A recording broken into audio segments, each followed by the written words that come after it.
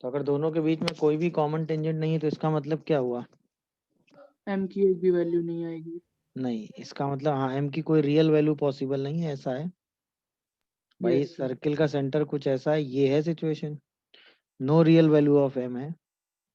Circle का center शायद 6,0 है, क्या कहते हो? हाँ या ना? अच्छा, इसकी m स्लोप की टेंजेंट ले लो, तो Y square equal to 4x के लिए m स्लोप टेंजेंट क्या होगी बोलो? m स्लोप टेंजेंट होगी y equal to M X plus 1/m। अरे हाँ या ना? बोलो।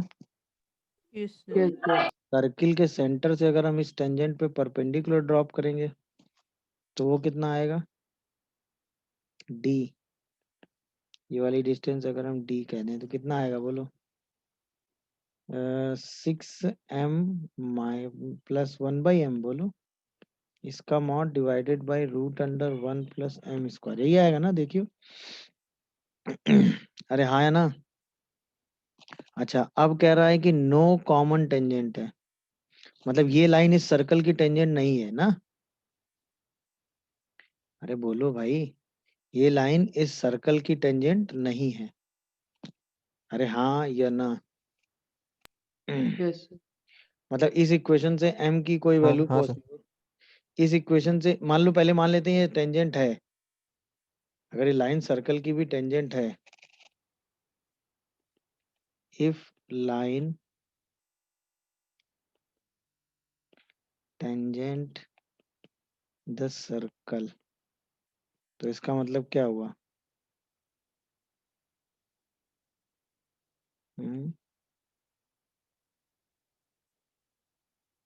बट एक्चुअल में प्रॉब्लम पता है क्या हो जाएगी? m के रियल रूट की कंडीशन आप लगाएंगे, मतलब नॉन रियल रूट की। बट अगर ये लाइन m को 2 पॉइंट पे कट भी कर जाएगी तो भी तो ये लाइन टेंजेंट नहीं होगी। सर कंसाइडिंग वाली कंडीशन से कर लीजिए। Yes sir. हाँ, मतलब उससे दोनों रूट इक्वल कर दें। नहीं सर, जैसे दोनों के लिए हम लोग टेंजेंट्स लिखते हैं, उसके बाद कंसाइडिंग वाली कंसाइड कंडीशन लगाते हैं, वहाँ जो वही क्यूबिक वही इक्वेशन। आ गया, वही आ जाएगा, वही तो आ ही यस। जाएगा ना। अगर ये इसकी टेंजेंट होगी तो R square 1 plus M square is equal to 6m plus 1/m का होल स्क्वायर, यही तो आ रहा होगा देखो। नहीं? बोलो यस भाई। यहाँ से आएगा R square M square 1 plus M square is equal to 36m plus, नहीं नहीं, 6m प्लस 1 का होल स्क्वायर ना? अरे हाँ या ना बताओ? इसी को आप लिखोगे 36m की power 4 plus 12m square plus 1। यहाँ से जब आप m की पावर 4 कॉमन करोगे तो अंदर क्या आएगा? 36 minus R square. 36 minus R square. M square common करोगे तो क्या आएगा? 12 12 माइनस, माइनस। और साथ में 1 आएगा, ये आ जाएगा। यहाँ से क्या होना चाहिए? इसका डिस्क्रिमिनेंट क्या हो जाना चाहिए? Less than 0। जीरो। बोलो। No real value of m आना चाहिए, तो m लेस देन 0 हो जाए, तो यानी कि क्या आएगा? 12 माइनस आर स्क्वायर का whole square minus 4, minus 4, 36 minus R square, सही लिख रहा हूँ ना? देखो, बोलो भाई, लेस देन 0 होना चाहिए। यहाँ से इसको सॉल्व करो जरा, तो 144 प्लस आर की पावर 4 माइनस 24 आर स्क्वायर, और माइनस का 144 ये भी आ जाएगा क्या? देखो, यस सर। और प्लस का 4 आर स्क्वायर शायद ये आएगा लेस देन 0। ये और ये कैंसिल हो जाएंगे ना? यहाँ से रिजल्ट आ जाएगा आपका आर की power 4 minus 20 R square less than 0। एक आर स्क्वायर कॉमन आएगा, R square minus 20 less than 0 आएगा। ये तो ऑलवेज पॉजिटिव होगा, इसका मतलब आर स्क्वायर माइनस 20 की वैल्यू निगेटिव होगी, तो आर स्क्वायर जो है वो 20 से छोटा होगा। अब आर तो हमेशा पॉजिटिव रहेगा, तो वो √20 से छोटा होगा।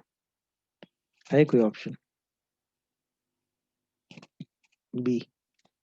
देखो भाई, आर हमेशा √20 से छोटा रहेगा, तब हमेशा इसमें कभी भी कॉमन टेंजेंट पॉसिबल नहीं होगी।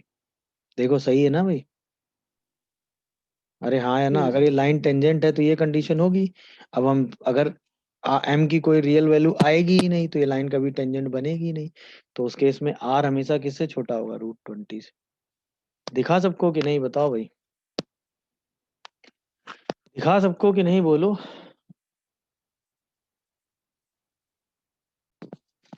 मान लेते हैं पॉइंट ऑफ कांटेक्ट कितना है?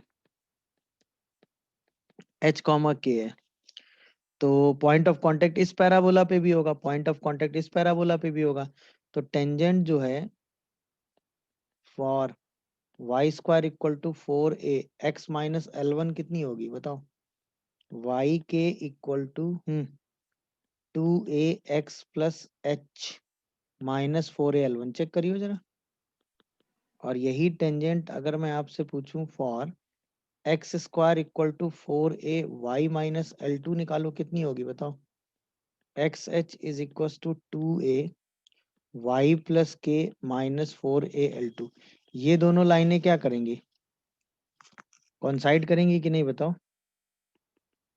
ये दोनों लाइनें कॉन्साइड्स करेंगी कि नहीं?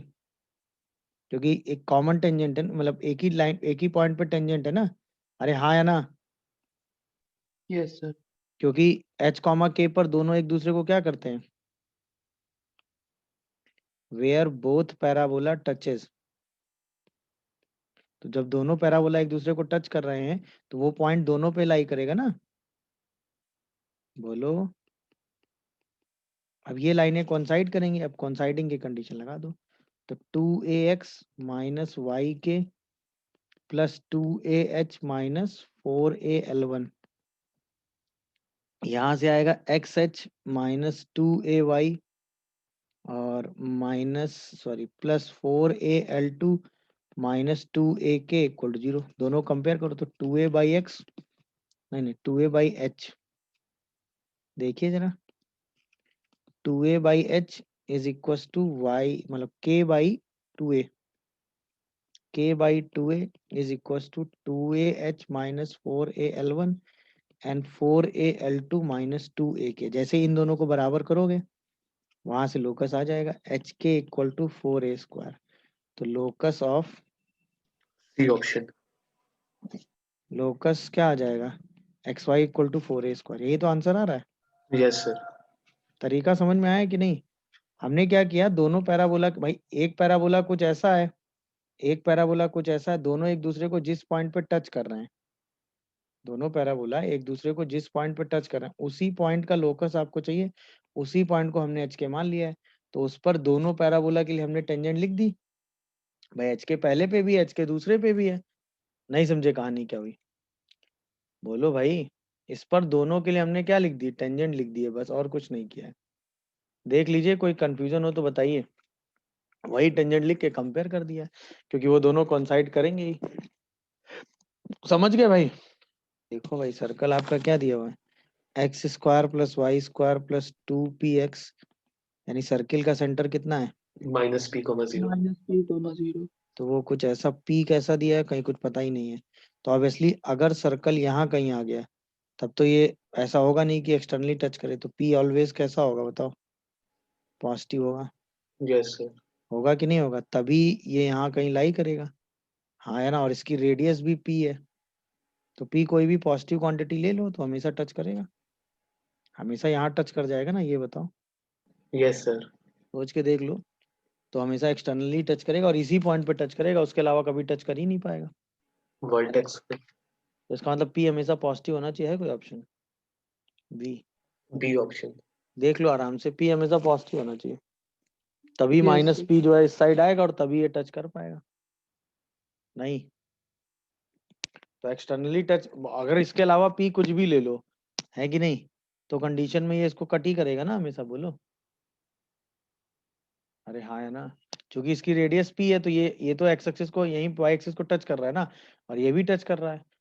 देख लो, अगर p को पॉजिटिव लोगे तो इधर लाई करेगा, और अगर इधर लाई करेगा तो कभी एक्सटर्नली टच नहीं कर सकता। एक्सटर्नली टच करने के लिए उसको इधर ही लाई करना पड़ेगा, और वो टच हमेशा कहाँ करेगा? ओरिजिन पे।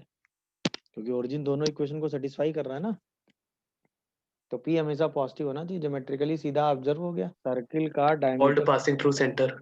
ना, डायमीटर की डेफिनेशन ये होती है कि कोई भी कर्व आप लो, ठीक, उस कर्व में क्या करो, किसी एक लाइन के पैरेलल बहुत सारी कॉर्ड्स खींचो, किसी एक लाइन के पैरेलल बहुत सारी कॉर्ड्स खींचो।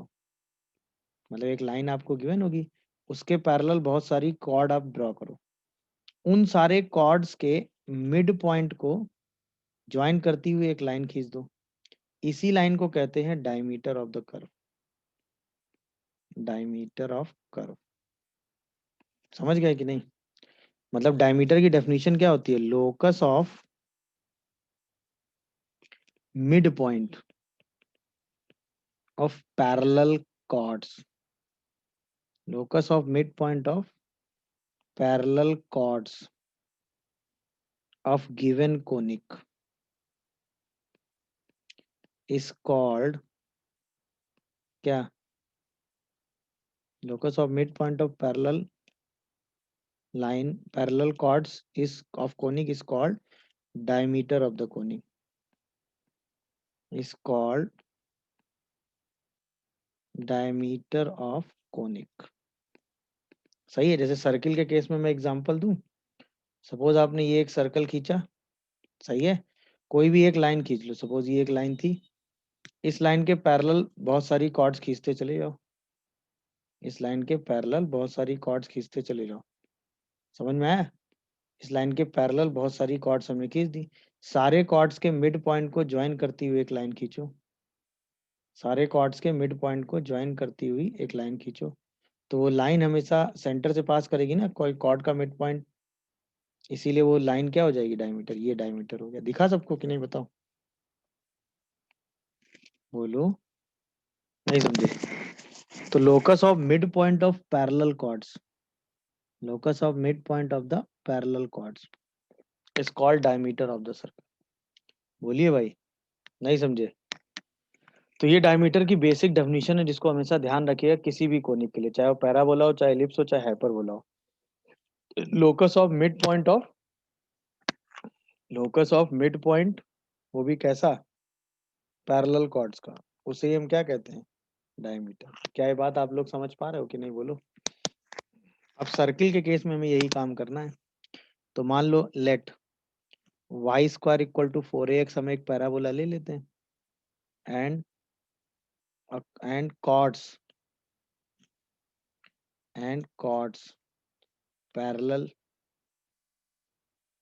टू स्लोप m, मतलब m स्लोप के पैरेलल बहुत सारी कॉर्ड हैं। सपोज ये एक पैराबोला है और उसमें हमने एक लाइन ली है जो कि किसके पैरेलल है बताओ? m स्लोप के पैरेलल है। M slope के। m स्लोप के पैरेलल बहुत सारी लाइनें हमने खींच दी हैं, और उन सारे कॉर्ड्स के मिड पॉइंट को ज्वाइन करते हुए हम एक लाइन खींच रहे हैं, ऐसे करके। देख लो आराम से, उन सारे कॉर्ड्स के मिड पॉइंट को ज्वाइन करते हुए हम एक लाइन खींच रहे हैं। दिखा सबको कि नहीं बताओ? उन सारे कॉर्ड्स के मिड पॉइंट को ज्वाइन करते हुए हम एक लाइन खींच रहे हैं। किसी को इस पे कंफ्यूजन आ रहा हो तो बताओ? नहीं No, समझे? तो हमें इन्हीं मिड पॉइंट का लोकस चाहिए, तो मान लेते हैं जिसका लोकस चाहिए उस पॉइंट को h कॉमा के। तो अगर कॉर्ड का मिड पॉइंट h कॉमा के है तो कॉर्ड की इक्वेशन क्या होगी? बोलो। t equal to s1। Mid point of chord अगर हम h कॉमा के कह दें तो उसकी इक्वेशन क्या होगी? t equal to s1। t equal to s1 जरा लगाओ, तो y k minus 2ax plus h is equal to k square minus 4ah आएगा। यहाँ से ये आएगा y k minus 2ax is equal to k square minus 2ah। Slope of chord क्या होगा? जल्दी बताओ, स्लोप ऑफ कॉर्ड क्या आएगा यहाँ से? बोलो। 2a/k। अरे हाँ या ना, यही स्लोप किसके बराबर है? m के, क्योंकि इन सारी कॉर्ड्स का स्लोप कितना है? m। तो यहाँ से लोकस ऑफ h के क्या आया? Locus of mid point of chord क्या आया बताओ? क्या आया बताओ? y equal to 2a by m। देखो जरा ध्यान से, that is equation of diameter, equation of diameter for parabola y square equal to 4x। अच्छा, ये डायमीटर देखकर क्या समझते हो? ये लाइन एक्सिस के पैरेलल है कि नहीं? हाँ या ना? तो हमें ये चीज हमें Yes, sir. पता चल गई कि डायमीटर जो होता है पैराबोला का वो कैसा होता है, बोलो। Parabolic. Always parallel to axis of parabola. ये बात समझ में आ रही है कि नहीं, बताओ? Diameter of the parabola always parallel to axis of parabola. ये बात कितने लोगों को समझ में आई, बताओ? ये ध्यान रखिएगा, किसी भी पैराबोला का जो डायमीटर होता है वो हमेशा एक्सिस के पैरेलल होता है। और Y square equal to 4x के लिए डायमीटर क्या होता है? 2a by m। m वो लाइन है जिसके पैरेलल आपने कॉर्ड्स खींची हैं। m उस लाइन का स्लोप है जिसके पैरेलल आपने क्या खींचा है? कॉर्ड्स।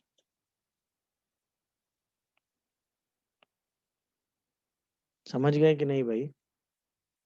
तो डायमीटर का मतलब क्या हो गया? Locus of mid point of parallel chords. और डायमीटर के बारे में बस एक ही बात है कि डायमीटर ऑफ द पैराबोला जो है वो हमेशा क्या होता है, बोलो?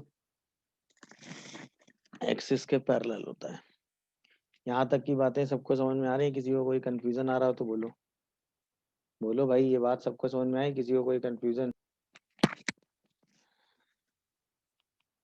और a given parabola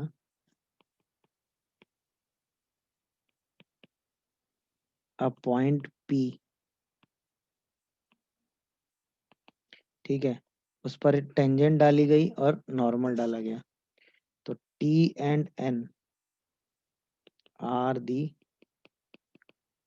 point of intersection किसका? टेंजेंट्स एंड नॉर्मल का। कहाँ से? To the axis of parabola. समझ रहे हो कि नहीं भाई? तो ये एक P पॉइंट लिया गया, वहां से एक टेंजेंट खींची गई जो एक्सिस को T पे कट कर रही है, एक नॉर्मल खींचा गया जो एक्सिस को N पे कट कर रहा है। यहाँ से डायरेक्ट्रिक्स पे जो फुट ऑफ परपेंडिकुलर डाला गया वो M हो गया, S उसका फोकस हो गया। S का मतलब क्या हो गया? फोकस। फोकस। सही है ना? अच्छा, फिर टेंजेंट एट वर्टेक्स को टेंजेंट क्यू पर कट कर रही है।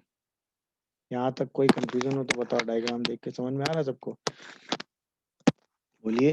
ये लाइन हो गई डायरेक्ट्रिक्स, ये वर्टेक्स हो गया। अच्छा, ये तो हमें पता ही होता है कि ये मिड पॉइंट होता है, ये दोनों बराबर लेंथ के होते हैं ए। ये बात एग्री करते हैं सब लोग कि नहीं? Yes sir. हाँ या ना? इसके बाद फोकस जो है वो मिड पॉइंट होता है किसका? टी और एन का। ये भी मैं बता चुका हूँ। Yes sir. फोकस जो है वो टी और एन का मिड पॉइंट होता है, पता है कि नहीं सबको? बोलो। Yes, yes sir. सर। चलिए अब आगे बढ़ते हैं। ये लाइन इस पर डाली गई परपेंडिकुलर पीएम और ये लाइन हो गई पीएस। ये दोनों लेंथ कैसी होती है, बोलो? Equal. PS is equal to PM होता है कि नहीं? और S N equal to T S होता है कि नहीं? इसके बाद DV equal to V S होता है कि नहीं? ये पता है सबको कि नहीं, बोलो? यहाँ तक सारी इंफॉर्मेशन है ना आप लोगों के पास? बोलो भाई। गुड। अब ध्यान से देखते जाना। हम क्या कर रहे हैं, ये जो लाइन यहाँ जाके इसको कट कर रही है, ये मान लेते हैं अगर ये एंगल थीटा है तो ये और ये तो पैरेलल है, और ये लाइन इसको कट कर रही है। अगर ये एंगल थीटा है तो ये एंगल भी कितना होगा, बोलो? अगर ये एंगल थीटा है तो ये एंगल भी कितना होगा? थीटा होगा कि नहीं होगा? और ये थीटा है तो ये एंगल भी कितना होगा? थीटा होगा कि नहीं होगा, बताओ? नहीं समझे? अरे बोलो, मैं क्या बोल गया? रिजल्ट, ये रिजल्ट आप लोगों को समझ में आया नहीं आया, बताओ? नहीं समझे? मतलब मैंने कहा कि एक पैराबोला आपने खींचा, उस पैराबोला की आपने एक टेंजेंट खींची, ठीक है ना? बोलो। मान लो टेंजेंट एक्सिस को टी पे कट कर रही है, ये पॉइंट है पी, इस पॉइंट को आपने फोकस से ज्वाइन किया, ये रहा एफ। बोलो भाई। अच्छा, ये उसकी डायरेक्ट्रिक्स है सपोज, ये लाइन क्या है? डायरेक्ट्रिक्स, ठीक है ना। यहाँ से इस पे परपेंडिकुलर डाला, ये एम पॉइंट है। अच्छा, अगर हम इस एंगल को थीटा कहेंगे तो ये एंगल भी थीटा होगा कि नहीं, बोलो। अगर Yes, angle sir. P T F तो एंगल टी पी एम दोनों थीटा होंगे, पैरेलल हैं, हाँ या ना? अच्छा, अब अगर मैं यहाँ से नॉर्मल खींचूं, ये ज्योमेट्री वाइज सबको समझ में आ रहा है मैं क्या करता जा रहा हूँ? तो ये एन होगा। अब अगर मैं ट्रायंगल पी टी एन में आपसे बोलूं, पी टी एन में, तो ये तो आपको पता है एफ मिड पॉइंट होता है। बोलो किसका? टी और एन का। बोलो भाई, एफ टी एन का मिड पॉइंट होता है कि नहीं? Yes sir. इसमें तो किसी को डाउट नहीं है ना, यानी ये और ये लेंथ सेम है। अच्छा, इसके बाद एफ जो है वो सरकम सेंटर भी होता है, ये भी आपको पता है। बोलो भाई, Yes, sir. इसका ट्रायंगल पी टी एन का सरकम सेंटर भी होता है। अगर सरकम सेंटर होता है तो पी एफ टी एफ और एफ एन तीनों लेंथ सेम होंगी कि नहीं? Yes, sir. अगर ये तीनों लेंथ सेम होंगी तो ये भी लेंथ सेम होगी। अच्छा, अगर अगर ये भी लेंथ सेम है तो inner triangle P T F में अगर टी एफ और एफ पी सेम है तो एंगल पी टी एफ और एंगल एफ पी टी भी सेम होंगे, मतलब Yes, ये sir. एंगल भी थीटा होगा। होगा कि नहीं होगा? Yes, sir. तो पीएम पीएफ और पीएम का जो एंगल बाइसेक्टर होगा वो टेंजेंट होगी कि नहीं? बोलो। यानी कि tangent at P is the angle bisector of PF and PM line. ये बात समझ में आई कि नहीं आई, बताओ हाँ या ना। कितने लोगों को ये बात क्लियर हो रही है? बोलो, बोलिए, ये बात क्लियर है सबको, हाँ या ना बोलो। Yes, sir.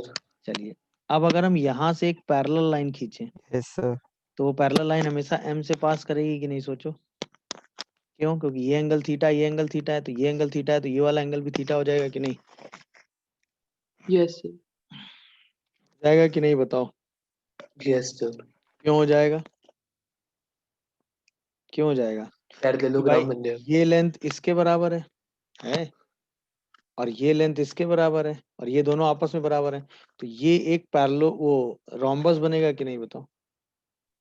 Yes, sir. तो इसका मतलब इस ज्योमेट्री में ये लेंथ, ये लेंथ और ये वाली लेंथ सब बराबर होंगे कि नहीं? मतलब मैं कह सकता हूँ कि P M T S is a rhombus. बोलो, अगर ये रोम्बस होगा तो इसका मतलब P M equal to M T equal to T S is equal to P S. ये बात कितने लोगों को समझ में आई कि एक रोम्बस होगा? बोलो, आ गई sir. समझ गए? मतलब अगर ये एंगल थीटा होगा तो ये एंगल थीटा होगा, तो ये एंगल थीटा होगा, ये एंगल भी थीटा होगा। हाँ या ना? ये रोम्बस होगा। इस डायग्राम में लोग आप लोगों को दिखा कि नहीं? बस ये मुद्दे की बात समझाओ मुझे। दिख गया sir. दिख गया सबको कि ये रोम्बस होगा? बोलो Yes. हाँ या ना। अच्छा, आपने ये भी पढ़ा है, आपने ये भी पढ़ा है कि अगर हम फोकस से किसी भी टेंजेंट से फोकस का इमेज लें तो हमेशा कहाँ लाई करता है? Directrix. और वो भी इसी पॉइंट पे जहां से परपेंडिकुलर ड्रॉप करते हैं। क्यों? अगर ये रोम्बस है तो ये दोनों रोम्बस के डायगोनल होंगे कि नहीं? रोम्बस के डायगोनल्स के बीच का एंगल Yes. कितना होता है? 90 degree. 90. ऑब्वियसली इसका जो मिरर इमेज होगा वो हमेशा कहाँ लाई करेगा? Directrix. और वो भी उसी पॉइंट पे लाई करेगा जिस पॉइंट पर पी से डायरेक्ट्रिक्स पे क्या यस डाला गया सर। हो। Perpendicular. ये बात कितने लोगों को समझ में आई? बोलो भाई। तो उसके डायगोनल्स के बीच का एंगल, इसीलिए तो वो 90 एंगल बनाता है ना। समझ गए सब लोग कि नहीं? बोलो अरे Yes, हाँ sir. या ना, इसीलिए 90 एंगल बना रहा होता है कि नहीं ये वाला। ये सब एकदम फिक्स प्रॉपर्टीज हैं, एकदम ध्यान रखने वाली हैं। एस का मिरर इमेज अगर लोगे तो हमेशा डायरेक्ट्रिक्स पे लाई करेगा, ओके, और वो भी उसी पॉइंट पे लाई करेगा जहां से इस पी पॉइंट से डायरेक्ट्रिक्स पे क्या डाला गया है? परपेंडिकुलर। नहीं समझे? मतलब अब हमने एक और रिजल्ट यहाँ पे ऑप्ट किया क्या, कि अगर हम ये कहें कि ये सपोज P पॉइंट लिया और यहाँ से हमने डाली इस पर टेंजेंट, ठीक है ना भाई, और डायरेक्ट्रिक्स पे हमने डाला क्या, ये हमने लिया डायरेक्ट्रिक्स, इस पर हमने डाला परपेंडिकुलर और ये ज्वाइन किया है, तो ये एक रोम्बस हो जाएगा, देख लो आराम से। और जब यहाँ से इस पे डालेंगे तो ये होगा, देख लो सब लोग आराम से, कोई डाउट आ रहा हो तो बताओ।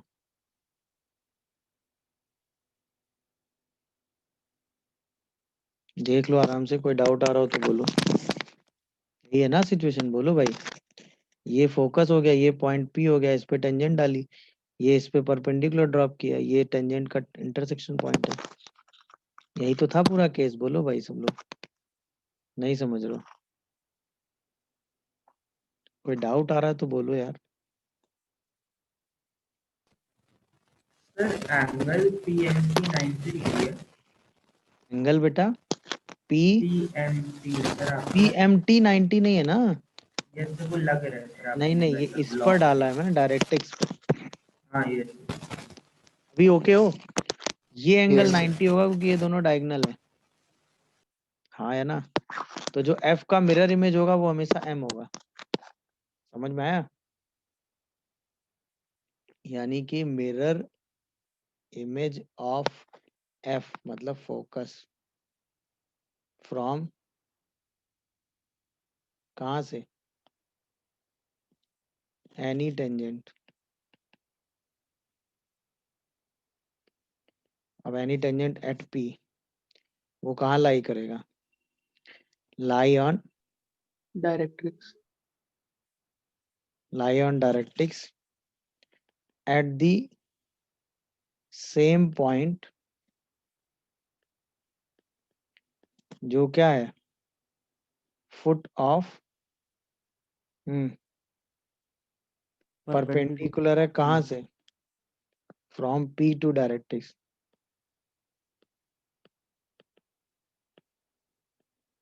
From P to directrix. कितने लोगों को ये बात समझ में आ रही है बताओ? समझ में आई ना? बोलिए, कोई कंफ्यूजन या डाउट आ रहा हो तो बताओ।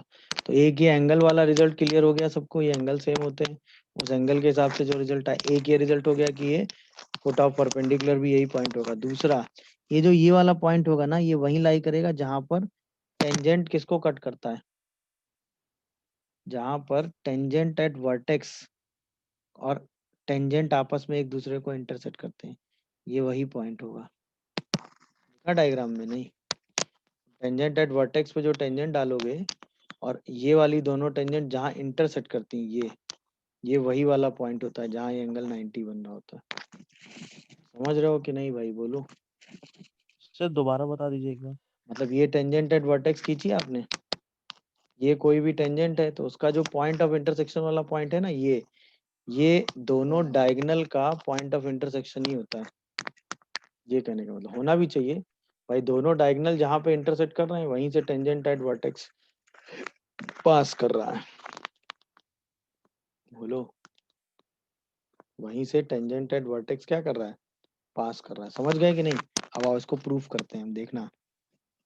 सपोज आपने एक डायग्राम बनाया, ये आपने एक पैराबोला लिया, ठीक है ना भाई? ध्यान से पूरे डायग्राम को बस ऑब्जर्व करते जाइएगा, आपको अपने आप सारी चीजें दिखेंगी। ये हो गई टेंजेंट एट वर्टेक्स, सबको दिख रहा है कि नहीं, बोलो। टेंजेंट एट वर्टेक्स सबको दिख रही है कि नहीं, बताओ।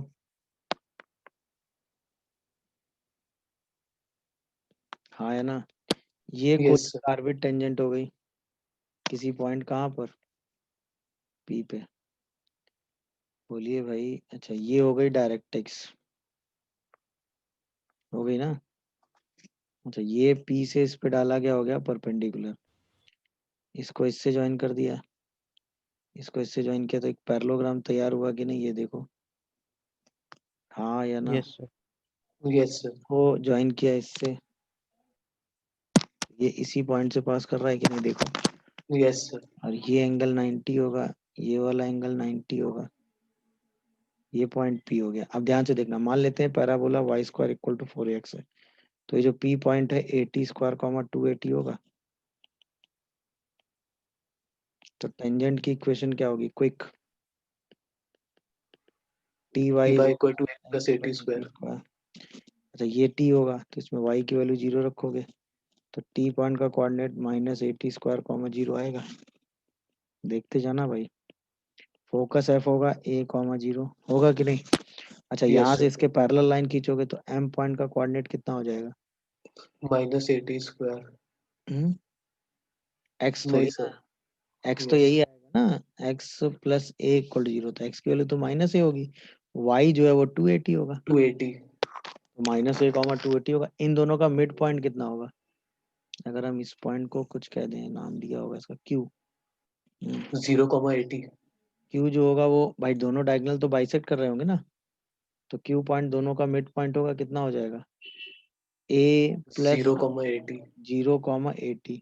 अच्छा अगर हम इसको 0 0 कह दें, है ना, तो टेंजेंट आपने खींची है क्या, T Y is equal to X plus 80 square, इसमें जरा x को 0 रख दो, तो y कितना आ जाएगा 80।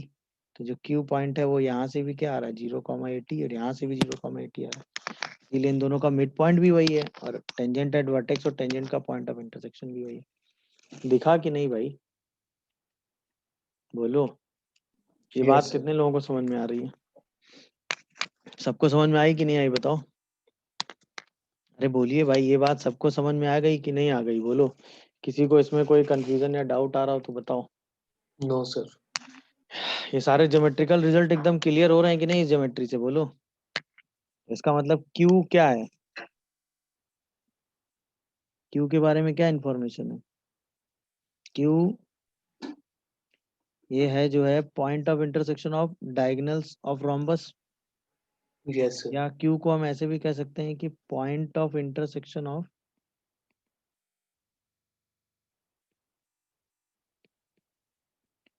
एनी टेंजेंट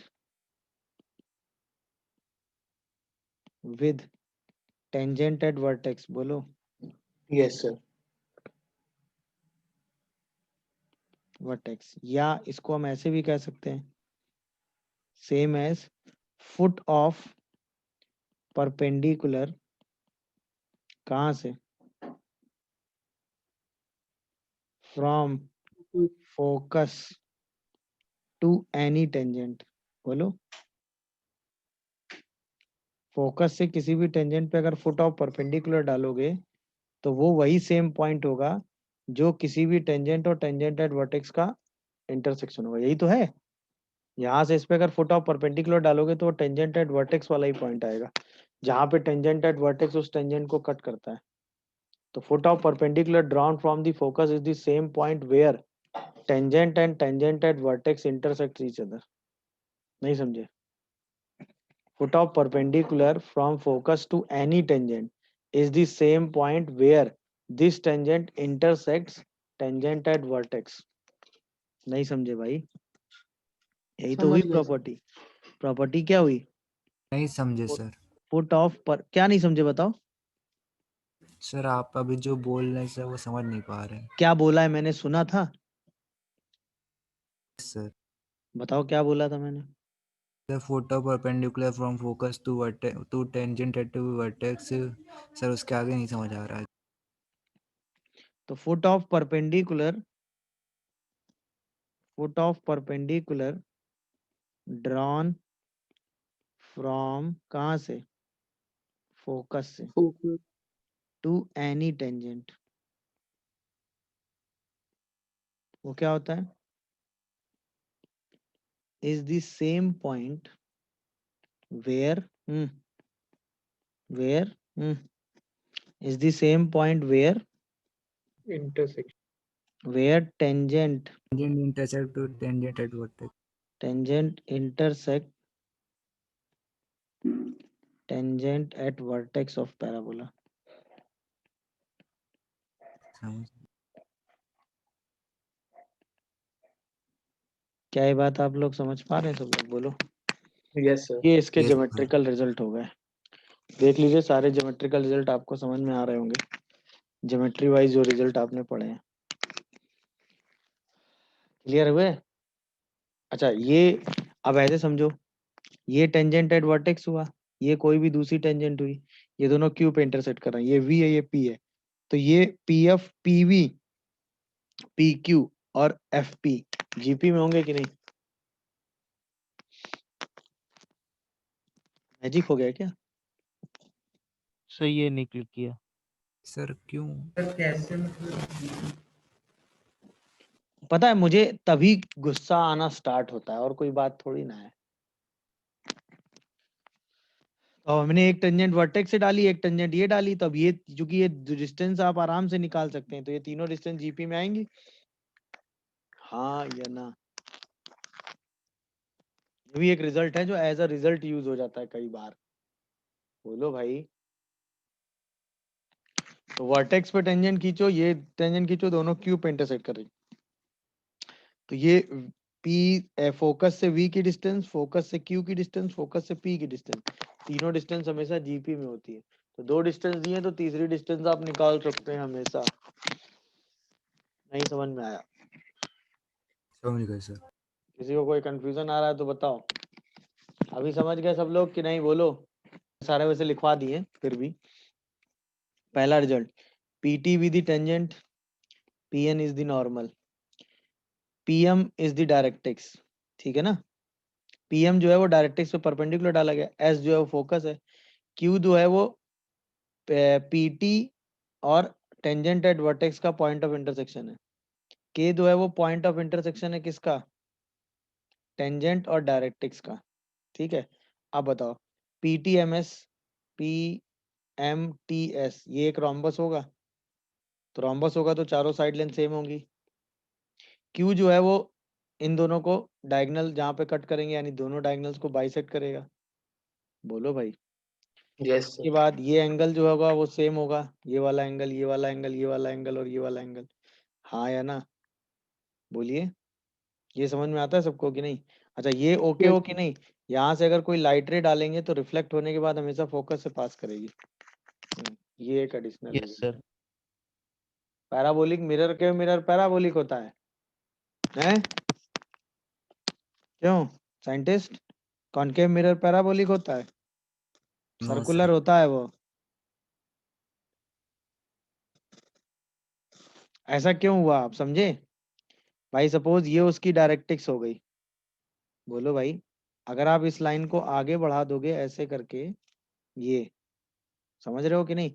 तो ये जो टेंजेंट होगी, ये वाली लाइन, ये जो टेंजेंट यहाँ पे बनेगी, ये वाली लाइन, समझ रहे हो? ये एंगल सेम आ जाते हैं, तो एंगल बाइसेक्टर हो गया, इसीलिए वो रिफ्लेक्ट होने के बाद भाई ये लाइन नॉर्मल हो गई, ये लाइन नॉर्मल हो गई ना? तो जब ये दोनों एंगल सेम है तो ये दोनों एंगल भी क्या हो गए? सेम हो गए कि नहीं हो गए? तो ये लाइट रे पैरेलल जब डालोगे तो रिफ्लेक्ट होने के बाद हमेशा कहाँ से पास करेगी? फोकस से। तो यानी कि any light ray, any light ray किसके parallel? Axis of para. Axis of parabolic mirror, any light ray parallel to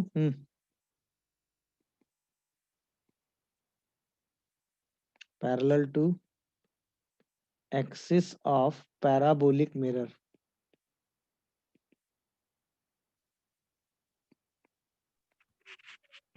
passes through कहाँ से? So focus after after reflection. Reflection. कितने लोग ये बात समझ गए? मेरे हिसाब से सबको समझ में आई होगी। आफ्टर रिफ्लेक्शन कहाँ से? To parabolic mirror. बोलो भाई, नहीं समझे ये बात? तो कोई भी लाइट रे आप डालते हैं तो रिफ्लेक्शन के बाद हमेशा कहाँ से पास करती है? फोकस। Focus. बट वो लाइट रे किसके पैरेलल होनी चाहिए? एक्सिस के। Axis.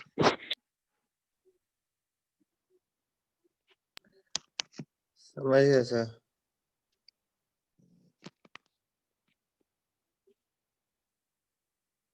भी पढ़ा है कि नहीं आपने?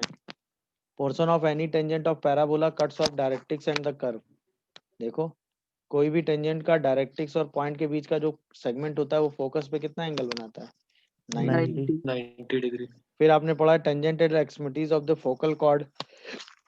फोकल कॉर्ड, कोई भी फोकल कॉर्ड खींचो उसके एक्सट्रीमिटीज पे जो टेंजेंट खींचते हो वो हमेशा कहाँ इंटरसेक्ट करती है? डायरेक्ट्रिक्स पे। ये पढ़ा है कि नहीं? यस बोलो। अच्छा फिर फोकल कॉर्ड को अगर डायमीटर बना के कोई सर्कल खींच दो तो वो हमेशा कहाँ टच करता है? डायरेक्ट्रिक्स। डायरेक्ट्रिक्स। नहीं, वो तो फोकल कॉर्ड को डायमीटर बना के खींचते हो तब।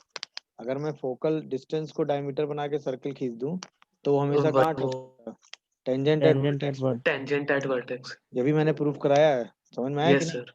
तो ये सारे रिजल्ट जो है आप टिक कर लीजिएगा, ठीक है। फिर ये देखो, दो टेंजेंट पी और क्यू पे डालो, टी पे इंटरसेक्ट करते हैं तो ये subtend equal angle S T square equal to S P into S Q, और ये दोनों ट्रायंगल सिमिलर होते हैं। याद आया रिजल्ट? बोलो भाई, ये रिजल्ट तो पढ़ा है ना सबने? और इस रिजल्ट के हिसाब से चलोगे तो यस सर। ये दोनों एंगल इक्वल हो जाएंगे कि नहीं? अरे हाँ या ना? तो आपने अभी प्रूफ किया ना। टेंजेंट एट वर्टेक्स ये रहा, ये रहा, तो ये सेगमेंट और ये सेगमेंट यहाँ पे इक्वल एंगल बना रहे हैं ना ये दोनों। देखो ये एंगल और ये एंगल यस सेम सर, है कि समझ नहीं? गया। कैसे सेम है बताओ? ये एंगल थीटा है कि नहीं? बोलो। ये 90 है तो ये 90 माइनस थीटा हुआ। बोलो यस यस सर। हाँ या ना? अब ये 90 माइनस थीटा हुआ, ये वाला एंगल कितना हुआ? 90 माइनस थीटा हो गया, तो ये एंगल कितना आ गया? थीटा। बोलो यार, नहीं समझ रहे मैं क्या बोल गया इतनी देर में? Yes, sir. By similarity. देखो ये वाला एंगल कितना हुआ? थीटा। ये एंगल हुआ 90, तो ये एंगल कितना बचा? 90 90 माइनस माइनस थीटा। थीटा। हो गया कि नहीं? बस ये बताओ, हुआ Yes, ना sir. 90 minus theta? अब ध्यान देना, अगर ये एंगल थीटा है तो जरा रुकना, ये एंगल कितना होगा? थीटा। सर 90। अबे थीटा, ये अगर थीटा है तो ये भी तो थीटा है ना, क्योंकि ये दोनों सेम है। Yes sir. Yes sir. इस वाले ट्रायंगल में अगर आओगे तो ये और ये साइड सेम है, अगर ये थीटा है तो ये भी थीटा हुआ ना। बोलो यार, yes yes yes sir. Sir. यहाँ तक सब लोग समझ रहे हो कि नहीं मेरी बात? गुड। अच्छा अगर ये थीटा हुआ, ये 90 है, तो ये एंगल कितना आया? इतना 90 माइनस थीटा। हाँ या 90 ना? Minus theta. 90 तो माइनस ये एंगल 90 माइनस थीटा हो गया, ये वाला, है कि नहीं? और ये एंगल पूरा कितना है? 90 है, ये 90 माइनस थीटा, तो ये छोटा वाला एंगल कितना बचा? थीटा। ये एंगल कितना है बेटा? 90 तो ये ये सर एंगल आ गया। कितना आ गया? 90 माइनस थीटा। 90 minus theta. कितने लोग ये डायग्राम समझे बताओ? नहीं समझे पूरी कहानी? इतनी देर में क्या हो गई? समझ गए। समझ गया सर। तो इसका मतलब ये वाला टेंजेंट का सेगमेंट सेम और ये वाला टेंजेंट का सेगमेंट सेम एंगल बना रहा है कि नहीं? बताओ, बोलो, बना रहा है कि नहीं सेम एंगल? Yes sir. ये भी 90 माइनस थीटा, ये भी 90 माइनस थीटा। तो यानी कि दो पॉइंट पे टेंजेंट डालो, वो जहां इंटरसेक्ट करें, तो वो जो सेगमेंट आएगा वो सेगमेंट फोकस पे हमेशा कैसा एंगल बनाएगा? सेम एंगल बनाएगा कि नहीं? बोलो भाई। Yes sir. बस तो यही प्रॉपर्टी थी, समझ गए कि नहीं? टीपी और टीक्यू फोकस पे हमेशा कैसे एंगल बनाते हैं? इक्वल एंगल बनाते हैं। टीपी और टीक्यू फोकस पे हमेशा कैसे एंगल बनाते हैं? कहाँ इंटरसेक्ट कर रहा है? टी पे। और ये हो गया आपका फोकस, देख लो आराम से, ये हो गया आपका फोकस। तो फोकस से तीनों की डिस्टेंस लिखो, ये वाली, ये वाली और ये वाली। तो पहला तो रिजल्ट आपने ये पढ़ा कि ये एंगल और ये एंगल कैसे होंगे? सेम होंगे, पहली चीज। दूसरा, स्क्वायर वाला रिजल्ट आ गया क्या? अगर अच्छा इसमें फोकस को एस लिया है, एस जो है वो क्या है? फोकस है। तो एक तो रिजल्ट हो गया कि ये जो सेगमेंट आया टीपी एंड टी क्यू, ये सेम एंगल बना रहे हैं, पहली चीज। दूसरा, ये तो आपने पढ़ा ना कि इसका जो स्क्वायर होता है, एस टी का जो स्क्वायर होता है, वो हमेशा एस पी और पी क्यू के प्रोडक्ट के बराबर होता है। अच्छा अब ये यस सर। रेशियो सेम है और ये दोनों एंगल बराबर हैं, तो ये दोनों ट्रायंगल कैसे होते हैं? Similar. Similar. S P T और S T Q, S T Q similar triangle होते हैं। समझ गए कि नहीं भाई सब लोग? क्यों? क्योंकि इन दोनों साइड का जो रेशियो है वो इन दोनों साइड के रेशियो के बराबर है और बीच का एंगल बराबर है, तो वो ए ए एस सिमिलरिटी है, नहीं एस एस ए सिमिलरिटी। बोलो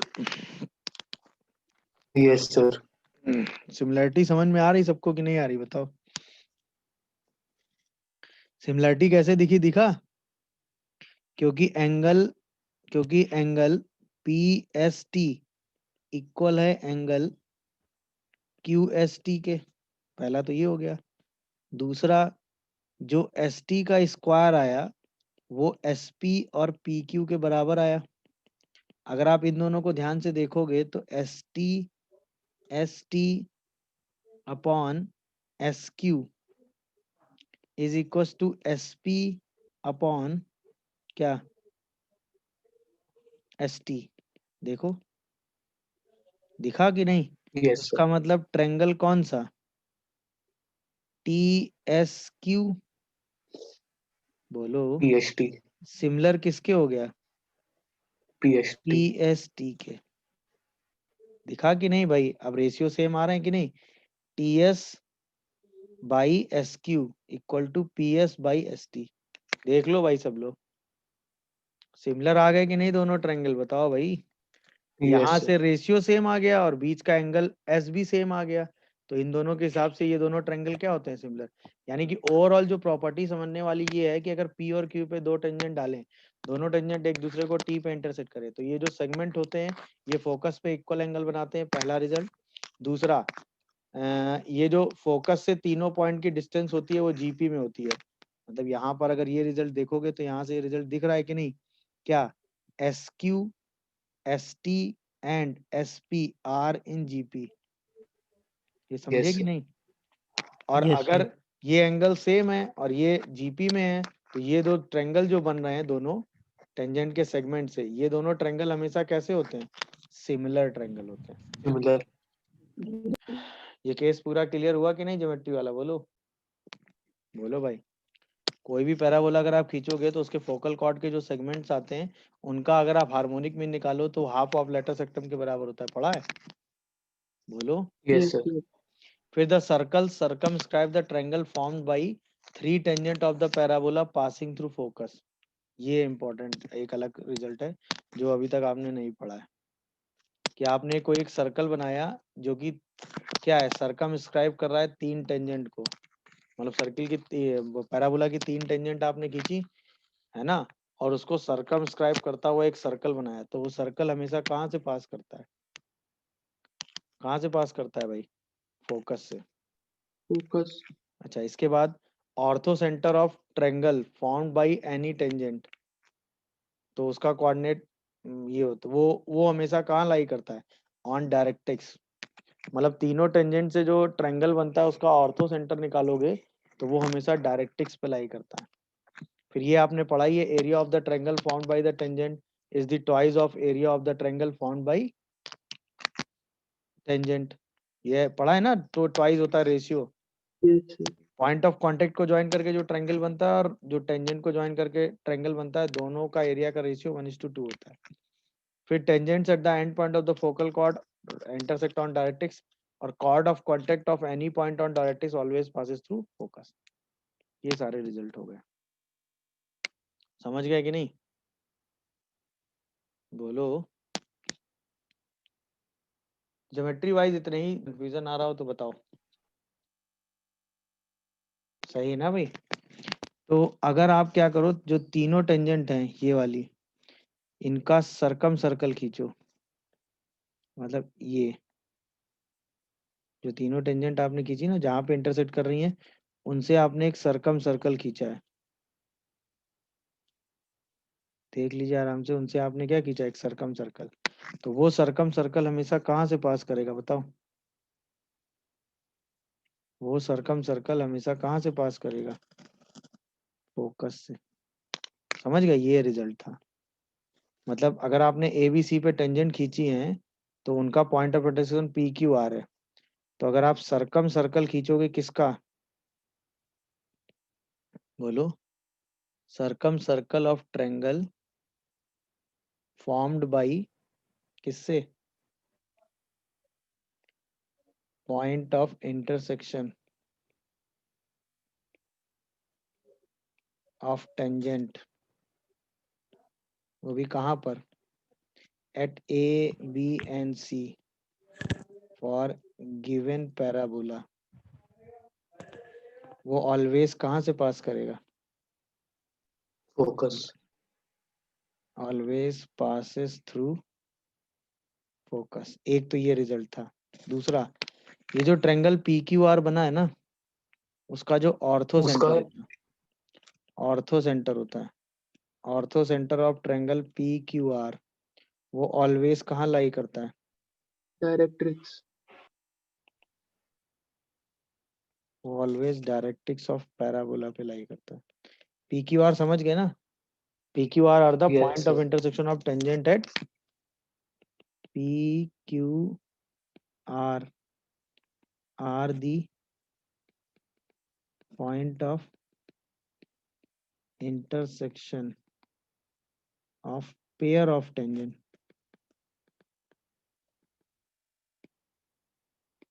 at A, B and C। ये दो रिजल्ट है, समझ गए कि नहीं भाई? इसका जो ऑर्थो सेंटर आएगा भाई, यहाँ से एल्टीट्यूड डालोगे, यहाँ से एल्टीट्यूड डालोगे और यहाँ से एल्टीट्यूड, तो वो हमेशा कहाँ लाई करेगा? Directrix of the. डायरेक्ट्रिक्स। ये दो रिजल्ट और हैं ज्योमेट्री वाइज। समझ में आ गया कि? नहीं सर। तो फिर हमें क्या क्या दिया है बस ये बताओ। हमें पैराबोला का फोकस दिया है -6, -6। हमें पैराबोला का वर्टेक्स दिया है -2, 2। हाँ या ना? तो क्या हमें ये पता चला एक्सिस पैरेलल है? जब एक्सिस पैरेलल नहीं है तो हमें जनरल कॉन्सेप्ट लगाना पड़ेगा ना। अगर हम पैराबोला की डायरेक्ट्रिक्स निकाल लें तो डायरेक्ट्रिक्स मिल गई, फोकस मिल गया, तो पैराबोला की इक्वेशन आ जाएगी कि नहीं? अच्छा, डायरेक्ट्रिक्स पैराबोला, इन दोनों लाइन को ज्वाइन करेंगे तो ये लाइन एक्सिस होगी, इसमें तो कोई डाउट है नहीं। और एक्सिस जहां पर इसको कट करेगी, ये और ये डिस्टेंस क्या होंगे? सेम होंगे। So V mid point. तो वी मिड पॉइंट होगा, तो यहाँ से डी पॉइंट निकाल लेंगे। डी पॉइंट कितना आएगा जरा बताइए? -4 और +6 2 यस है सर। ना, और 4 + 6 10। देखियो यही आ रहा है क्या? बोलो, दोनों का मिड पॉइंट यही आ रहा है ना? यस सर, यही है। तो अब Yes, sir. अच्छा, इसके बाद जो डायरेक्ट्रिक्स होगी उसका स्लोप क्या होगा? एक्सिस के परपेंडिकुलर होती है ना डायरेक्ट्रिक्स, तो बोलो नहीं। तो Yes, sir. -1 अपॉन इसका स्लोप लिख लो। इसका स्लोप क्या लिखोगे? 2 + 6 अपॉन -2 + 6। तो ये कितना आ जाएगा बताओ? 8 और ये शायद आता है 4 2 -1/2। तो डायरेक्ट्रिक्स का स्लोप मिल गया, पॉइंट मिल गया। अब हम इक्वेशन ऑफ डायरेक्ट्रिक्स निकाल लेंगे कि नहीं? वो जो कॉन्सेप्ट था ना, वो केवल आप तब लगा सकते हैं जब एक्सिस के पैरेलल हो, बट इसमें एक्सिस के पैरेलल वाला हिसाब किताब नहीं है। अब इक्वेशन ऑफ डायरेक्ट्रिक्स निकाल लो, तो y - 10 x - 2 = -1/2। क्या आ रही equation of directrix? 2y - 20 = -x + 2। तो x + 2y - 22 = 0। अब हमें डायरेक्ट्रिक्स मिल गई कि नहीं बताओ? हमें फोकस पता है कि नहीं? अब बताओ इक्वेशन ऑफ पैराबोला क्या होगी? बोलो, इक्वेशन ऑफ पैराबोला आप बताओ। X + 6 का whole square x plus + y 6 + का 6 का whole whole square. Square plus y + 6 का whole square equal to x + 2y - 22/5 √5 ना? √5। Yes sir, इसका √5 √5 का होल स्क्वायर। whole square। इसी को सॉल्व कर देंगे, आपको इक्वेशन ऑफ पैराबोला मिल जाएगा। ये आपने क्या लगाया? PS² = PM²। PMS। समझ गए कि नहीं भाई? Yes, sir. कोई कंफ्यूजन, कोई डाउट? तो हमें ये दोनों पॉइंट पता थे, तो उसकी हेल्प से हमने डी निकाला, और ये लाइन एक्सिस होगी, वर्टेक्स और फोकस को ज्वाइन करें, और डायरेक्ट्रिक्स उसके परपेंडिकुलर होगी। तो डायरेक्ट्रिक्स का स्लोप मिल गया, डी पॉइंट मिल गया, डायरेक्ट्रिक्स इक्वेशन मिल गई। एक बार डायरेक्ट्रिक्स और फोकस मिल गए तो पैराबोला तो हम आराम से निकाल ही सकते हैं। नहीं निकाल पाओगे बताओ? इसमें किसी को कोई कंफ्यूजन आ रहा हो तो प्लीज मुझे एक्सप्लेन करेगा। कोई भी, किसी को कोई डाउट या कंफ्यूजन आ रहा हो तो बताओ जल्दी से। नहीं? यही तो काम आपने किया है भाई, बोलो। क्लियर हुआ कैसे निकाला बताओ? एक्सिस एक कैसी लाइन होती है? इक्वेशन नहीं तो निकालनी है। Perpendicular to directrix. Perpendicular to भाई हमें डायरेक्ट्रिक्स। ये दिया हुआ है x minus 2y minus 6 equal to 0, ये लाइन डायरेक्ट्रिक्स है और ये दिया हुआ है हमें फोकस 2,3, तो एक्सिस की इक्वेशन क्या होगी बोलो पहला। Sir 2x plus y minus 7 equal to 0. Axis इसके परपेंडिकुलर लाइन होगी कि नहीं बताओ, Yes, sir. तो उसको क्या लिखोगे 2x plus Y equal to lambda और उस पर क्या पास कराओगे 2,3, तो यहाँ से लैम्डा की वैल्यू कितनी आ जाएगी 7, तो 2x plus Y equal to 7, ये एक्सिस होगी कि नहीं, सब लोग एग्री हो इस बात से। Yes, sir. Yes, sir. इसमें किसी को डाउट नहीं, गुड। अब बताओ वर्टेक्स का कोऑर्डिनेट क्या होगा। इसके लिए भी क्या पैराबोला निकालना पड़ेगा बोलो, अरे भाई ये डी पॉइंट निकाल लोगे कि नहीं, Yes, और इन sir. दोनों का मिड पॉइंट ही तो वर्टेक्स होगा बोलो। Yes, sir. अब डी पॉइंट के लिए क्या करोगे 2x Equation plus solve Y करने इक्वल टू पड़ेंगे। 7 और x minus 2y equal to 6 को सॉल्व कर लेंगे बोलो, तो कितना आएगा जरा डी बताना। 2x plus Y equal to 7 and 2x minus 4y equal to 12, minus plus minus ये खत्म, 4 कॉमा माइनस y की वैल्यू -1 आती है देखिए जरा, और X x 4 की आएगा। वैल्यू शायद 4 आती है, तो डी पॉइंट कितना आ रहा है 4 कॉमा -1। 4 कॉमा माइनस एक बार डी पॉइंट आ गया दोनों का मिड पॉइंट निकाल दो बोलो, तो वर्टेक्स कितना आ गया, 3,1 कितना आ रहा है बेटा वर्टेक्स 3,1 3,1। वर्टेक्स 1 में आया सबको। अच्छा बताओ Yes, length sir. Of letter सेक्टम के लिए क्या करोगे, क्या इसमें भी इक्वेशन निकालने की जरूरत है।